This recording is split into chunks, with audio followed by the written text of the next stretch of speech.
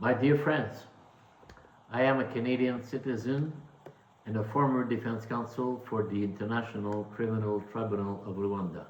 I am actually retired.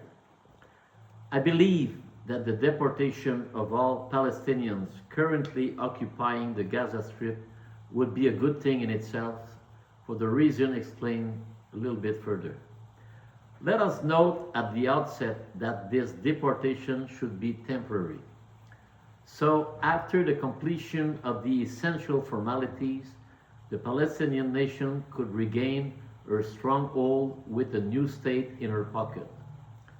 Certainly, deportation is in itself a tedious exercise, but it could help resolve the current conflict and lead to the creation of a Palestinian state.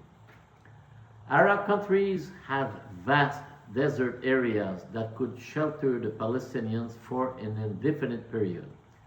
Neutral countries around the globe could contribute to the development of quality facilities able to provide the Palestinians with everything they need, including lodging, food, basic services, and most importantly, security, which they certainly do not benefit from in the current state of affairs.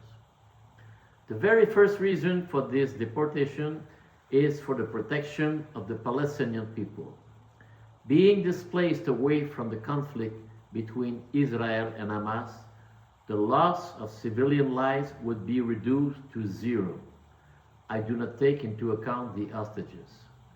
So Israel wouldn't have to worry about the elephant in the room that constitutes the civilian population of Gaza. The second reason is that the Gaza Strip is a field of ruins, and that under the current circumstances, as long as there is no reconstruction, the Palestinians will simply not be able to survive it. The third reason is that the deportation of approximately 2 million Palestinians would effectively isolate the belligerents, and that Hamas would no longer be able to use civilians as human shields. By no longer having human shields, the negotiation aimed at the handing over of the hostages could progress significantly. The fourth reason is that it would be possible to save everything that can be saved, including medical equipment and other things, even Palestinian belongings, by transporting them out of Gaza territory. So there would be no more hospitals or schools to save. The fifth reason is that Israel could further circumscribe the radius of its military actions by isolating more easily Hamas.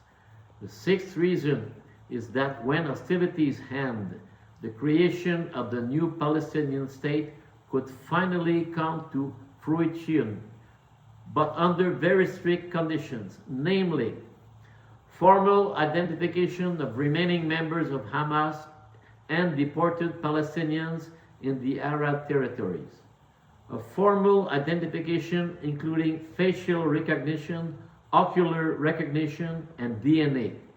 Beware of Hamas members who seek to insidiously slip into the group of deportees without proper identification. The second point, mass registration, including the issuance of a new Palestinian state passport for each individual wishing to reintegrate the Gaza Strip, particularly, but not limited to. 3. Any person who has not formally been identified would be treated as an illegal immigrant and punished very severely. Next point, the election of a new party supervised by neutral countries, a newly authorized party to represent the Palestinian people as a whole, including the territories outside of Gaza. No division of power will be admitted or even authorized by the members of the United Nations organization. There is no possibility of unilaterally going against such requirement. Next point. The new representative of the Palestinian people could participate to supervise the reconstruction of the Gaza Strip. The official abolition of the Hamas Charter is a major point. This charter aims for the destruction of the Israel nation. It must be abolished officially. Next point, the adoption of a brand new Palestinian constitution as well as all laws and regulations applicable to the new state. Next point, the complete destruction of the entire underground network built under Gaza.